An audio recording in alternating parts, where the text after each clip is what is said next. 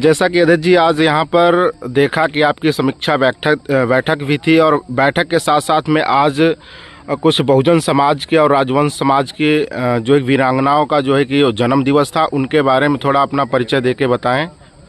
मैं करण वर्मा पासी, जिला अध्यक्ष भीम आर्मी हरदोई। जैसा कि आज हमारी समीक्षा बैठक थी, जो मासिक समीक्षा बैठक होती है, और उसके साथ साथ आज वीरांगना उदा देवी पासी जी का जन्म जयंती था। उसको भी हम लोगों ने बड़े धूमधाम से मनाया। और एक सेकंड कट करूँ। जैसा कि आप देख रहे हैं, यहाँ पे वीरांगना उदा देवी पासी जी की जयंती थी और ओम प्रकाश वाल्मीकि जी की जयंती थी, जिसके उपलक्ष्य में हम लोगों ने यहाँ पे उनकी जयंती धूमधाम से मनाई। और उसके अलावा हमारी समीक्षा बैठक थी, उस पर जो हमारे ऊपर से दिशा निर्देश मिलते हैं कि किस तरीके से हमारे संगठन को कार्य करना चाहिए जिले में, उन्हीं बातों पे चर्चाएं हुई। पहला सवाल हमारा यह है कि जनपद हरदोई में लगातार भीम आर्मी कार्य कर रही, जिस तरीके से तेजी से भीम आर्मी कार्य कर रही, उसी तरीके से आपके जनपद हरदोई के अंदर में दलित समाज और एससी समाज का बलात्कार हो रहा, हत्या, इस पे आपका क्या जवाब है? उसका बहुत जल्दी मुंहतोड़ जवाब दिया जाएगा। हर जो भी ऐसी कोई घटना होती है तो भीम आर्मी वहाँ पे सीना ठोक के खड़ी होती है। उसके लिए आपको बताने की जरूरत नहीं। अगर आप एक्टिव रहते होंगे सोशल मीडिया या वैसे सामाजिक तौर पे, तो आपको दिखता होगा कि भीम आर्मी के लोग जब भी कहीं पे अगर किसी वंचित, पीड़ित और हमारे किसी समाज के, बहुजन समाज के किसी भी व्यक्ति को अगर हमारे भीम आर्मी की जरूरत पड़ती है तो वहाँ पे डट के भीम आर्मी उसकी मदद करती है और पुलिस और तानाशाहों का खुल के सामना करती है।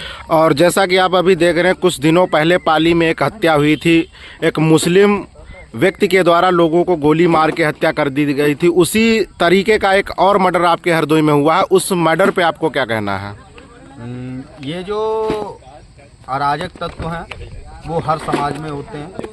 मैं देखिए, किसी 10, 20, 50 लोगों की वजह से कोई समाज पूरा गलत नहीं ठहराया जा सकता।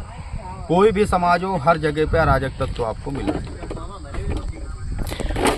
लास्ट हमारा सवाल है, जैसे कि अभी आपके गनीपुर में एक मामला हुआ था, उस गनीपुर मामले में पहुंचे हुए तमाम आपके भीम आर्मी या भीम आर्मी से अलग और समाज के लोग उस पीड़ित परिवार से मिलने के लिए गए और उनके घर में उनकी मोटरसाइकिल की नंबर प्लेट की फ़ोटो खींचकर उनको नोटिस जारी किया जा रहा है। उस पर जनपद हरदोई पुलिस को आपका क्या राय है? देखिए, जनपद हरदोई की पुलिस को हमारी यही कहना है कि जो आप लोग झूठे मुकदमे लगा कर के अगर सोच रहे हो कि भीम आर्मी के लोग डर जाएंगे या जेल का डर देके हम भीम आर्मी के लोगों का मुंह बंद करवा देंगे, तो इतनी तगड़ी जेल नहीं बनी कोई जो भीम आर्मी के लोगों को डरा सके। लास्ट हमारा सवाल यह है कि जनपद हरदोई में पिछले लगभग 8 से 10 मर्डर हुए हैं और अभी उन सभी मर्डरों के पीड़ित परिवार को पूर्ण रूप से न्याय नहीं मिला है। इस बात को लेकर क्या भीम आर्मी कभी भविष्य में आंदोलन कर सकती है या नहीं करेगी? देखिए, जैसा कि मुझे जानकारी है, अभी जो कार्रवाई चल रही है उसके चलते अगर पीड़ित परिवार सहमत नहीं होंगे तो मैं खुला तौर पे बोलता हूँ पुलिस प्रशासन हरदोई को और जो भी डीएम, एसपी, बाकी जो भी अन्य पदाधिकारी हैं उनको मैं बोलना चाहता हूँ कि जल्द से जल्द बहुजन समाज के जो उत्पीड़न के जो भी केस हैं उन्हें निपटाया जाए, अन्यथा भीम आर्मी सड़कों पे उतरने का काम करेगी। और मैं ये बता देना चाहता हूँ कि जिस दिन भीम आर्मी आंदोलित होगी तो हरदोई की पुलिस रोक नहीं पाएगी। ये पहला तो हमारी मासिक समीक्षा बैठक थी। दूसरा, हमारे बहुजन समाज में जन्मी वीरांगना उदा देवी पासी जी की जयंती भी थी, आप सामने देख पा रहे होंगे। तो समीक्षा बैठक तो थी ही, उसके साथ साथ में वीरांगना उदा देवी पासी की जयंती का भी प्रोग्राम था। और यहाँ पे बताया गया, जो भी हमारे कार्यकर्ता हैं, यहाँ पे सिर्फ कार्यकर्ता ही आए हुए थे, जो भी हमारी नीतियाँ हैं, किन नीतियों पे कार्य करना है, भीम आर्मी को क्या कार्य करना है, किस तरीके का कार्य करना है, वो सारा कार्यकर्ताओं को समझाया गया।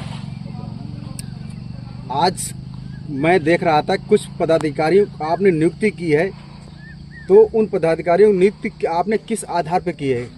उन पदाधिकारियों की नियुक्ति इस आधार पे की गई है कि मेरा जो संगठन है भीम आर्मी भारत एकता मिशन, जिसके राष्ट्रीय अध्यक्ष माननीय विनय रतन सिंह जी हैं।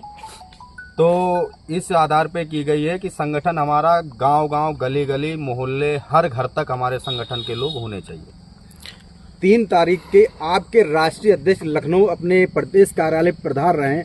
जो समीक्षा बैठक होने जा रही है उसमें जिले के कौन से पदाधिकारी जाएंगे और उस समीक्षा बैठक का उद्देश्य क्या है?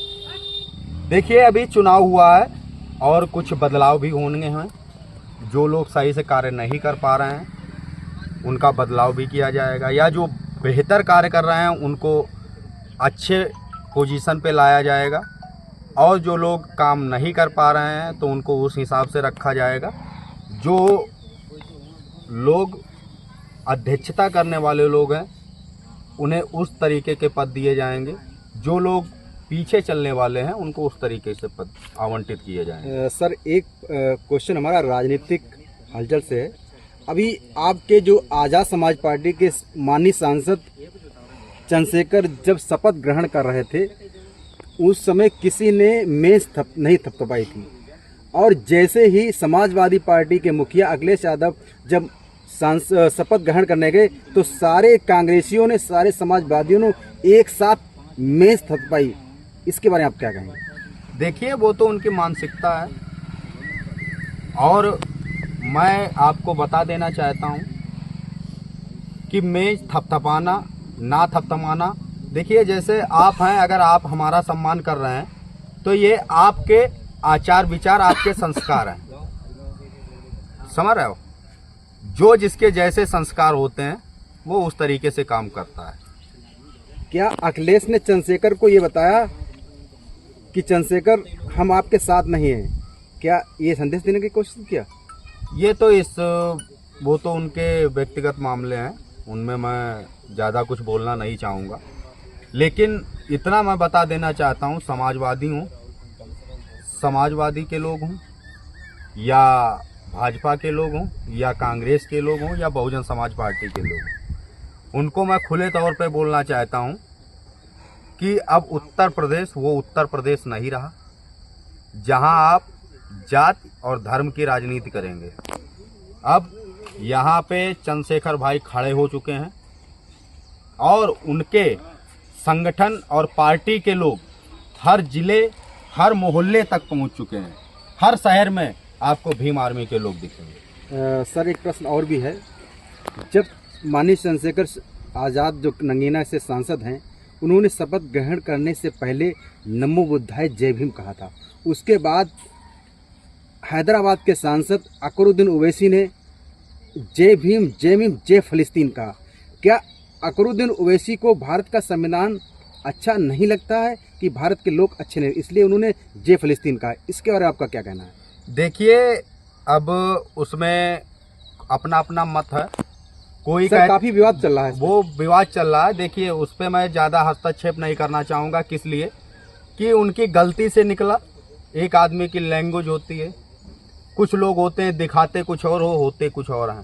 सर, एक रेपुटेड बैरिस्टर हैं, लंदन से पढ़ के आए और कई बार सांसद रहे हैं। क्या इतना जिम्मेदार व्यक्ति किसी राष्ट्र के लिए, भारत की संविधान के अनुच्छेद 102 में कहा गया कि आप अपने देश के प्रति ईमानदार रहें, उन्होंने डॉक्टर अम्बेडकर के संविधान के अनुच्छेद 102 का उल्लंघन किया है। सर, क्या ये जानबूझ के नहीं किया गया?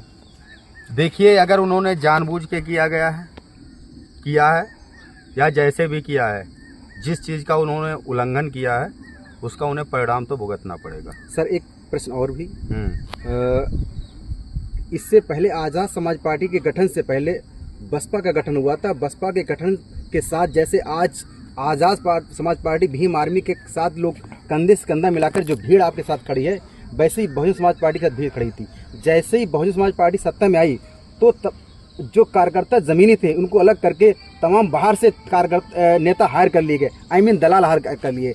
क्या भविष्य में जब आज़ाद समाज पार्टी मेजोरिटी में आएगी, क्या जो भीड़ आपके पीछे खड़ी है इनको मौका मिलेगा कि बाहर से हायर किए दलालों को मिलेगा? सर, ईमानदारी से कहना। देखिए, जब तक मैं जिलाध्यक्ष हूँ जिला हरदोई का, जब तक मैं जिलाध्यक्ष हूँ, हमारे साथ में जो जमीनी स्तर से कार्य कर रहे लोग हैं वो हमारे साथ होंगे। मेरे पास भी ऑफर आते हैं। मुझे ना ही लग्जरी गाड़ियों में घूमने का शौक़ है और ना ही बंडलों नोटों के बंडलों का शौक़ है।